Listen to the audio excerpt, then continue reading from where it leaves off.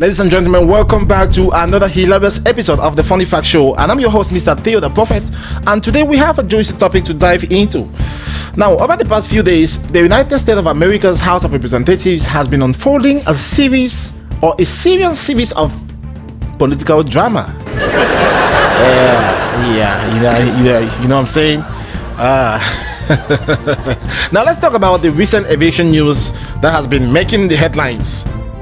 Former House Speaker Nancy Pelosi got evicted from her private office in the Capitol.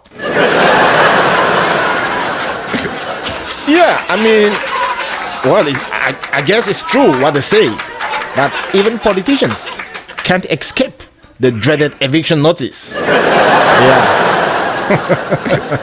So, my dear friends, apparently the House Speaker pro tempore, that's, the temporary speaker before the temporary speaker to come, you understand what I'm saying? Yeah. Patrick McHenry, he gave the order to kick Pelosi out of her Capitol Highway.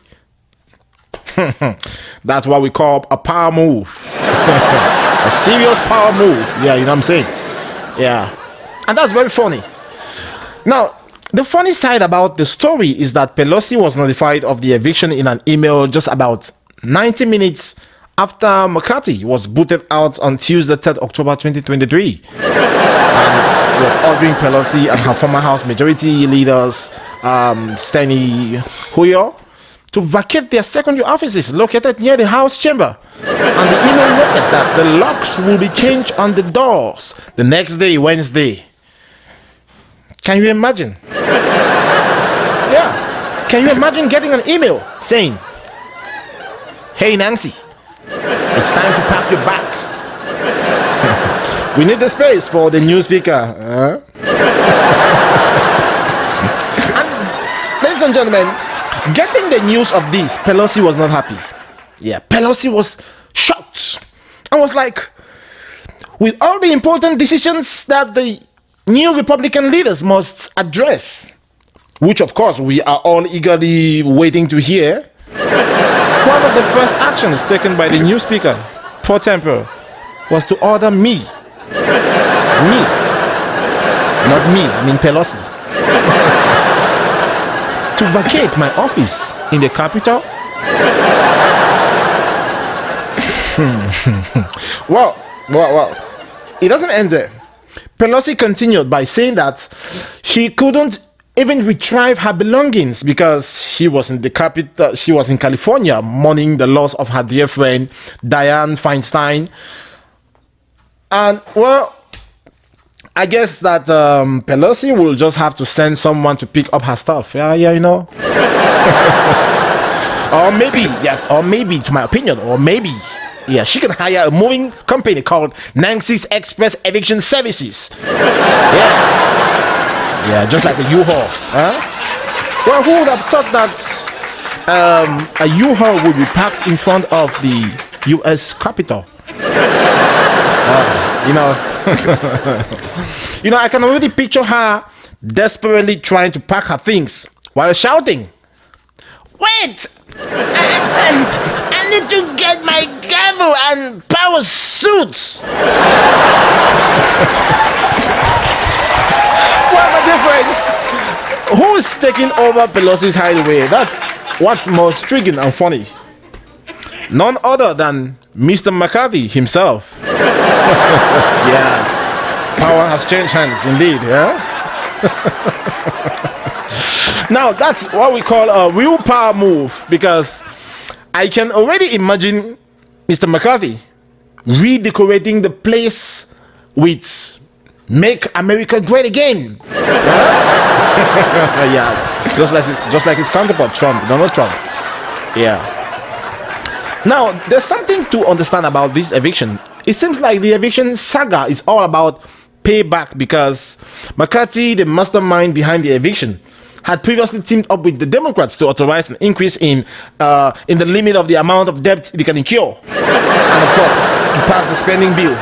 But they thought that they had his back, but oh boy, they were wrong, because that was a betrayal.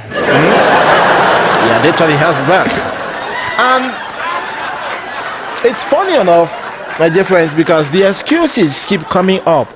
The excuses keep piling over. Because McCarthy himself has claimed that Pelosi had promised to back him up if there was ever an effort to oust him. Now that's where it's really funny, because how did McCarthy know that he's going to be booted out of the office? So does it mean that when you're going into power, you have plans already and you start preparing your way out already? Yeah, because McCarthy's response seems like he was aware that there will be a time when his power is going to be short-lived, where he's going to be booted out of office. Yeah. But one thing we should understand is that in politics, all right, in politics, promises sometimes have the expiration dates. Yeah? Just like the milk you buy on your regular grocery store, those milk have an expiry date. So definitely promises do have an expiry date as well. Huh? So, well, it's clear, ladies and gentlemen, that there's some bad blood between McCarthy and Pelosi. Yeah. Because they've been throwing shade at each other like rival contestants on a reality TV show. And I will not be surprised if they ended up in some kind of dance-off to settle their differences. That's for real now. That's for real. Huh? But let's talk about the hideaways. Let's take out some time to talk about the hideaways. These are some small suites conveniently located in the Capitol. They are like the VIP lounges of the Congress, where they are perfect for quick naps between votes or, having after-hour drinks with colleagues. Yeah. But if I'm not wrong, I would say it's like a secret clubhouse for politicians. Yeah. And now, folks, on the other side of the story, Pelosi did express her disappointment, saying that the eviction was a departure from tradition. Tradition. All right, let's see. What did she mean? What did Pelosi mean? All right, but she went further. She actually mentioned that she gave the former House Speaker, Dennis Hastert, a much larger suite of offices for as long as he wished. Ouch. That's got a sting a little, huh? Well, I think that maybe next time Pelosi will consider offering free office space with a complimentary fruit basket. Well, that's it, yeah? You're smiling. But I think that is not that bad. Yeah, it's not that bad. Because at least, let's give credit to where credit is due. Because Pelosi did mention that office space does not matter to her. But of course, it seems important to them. To who? Well, let's keep it at PG at this time. You know the answer. Well, ladies and gentlemen, maybe and just maybe, she can turn her eviction into a new career opportunity and become a real estate agent specializing in capital hideaways. Well, that's that. By the way, that's that. All jokes aside, let's for real hope that the new Republican leadership can focus on what matters for the American people and get back to work. Yeah, that should be the focus right now. They need to get back to work. Yeah. Because the truth is, to an extent, the evictions and office shuffles that has been going on, well, they are quite entertaining. Yeah, they're quite entertaining. But we need them to tackle the important stuff. There are so many important stuffs going on in the country, which they need to tackle. Well, like, I don't know. Maybe finding the world's largest pizza. Or inventing a machine that turns vegetables into ice creams. Is that so? Well, ladies and gentlemen, that's all the time we have for you today, folks.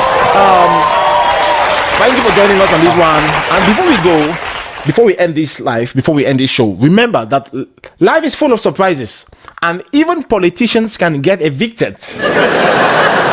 Yeah, if you didn't know about this, well, I bet today you know. Life is full of surprises, and it can happen to anybody at any time. The eviction drama in the capital continues, definitely. But now, the real question I ask myself, the real question we should ask ourselves is, will there be more highway shuffles? Will there be more evictions? Will there be more surprise of eviction of, vending machines next? Well,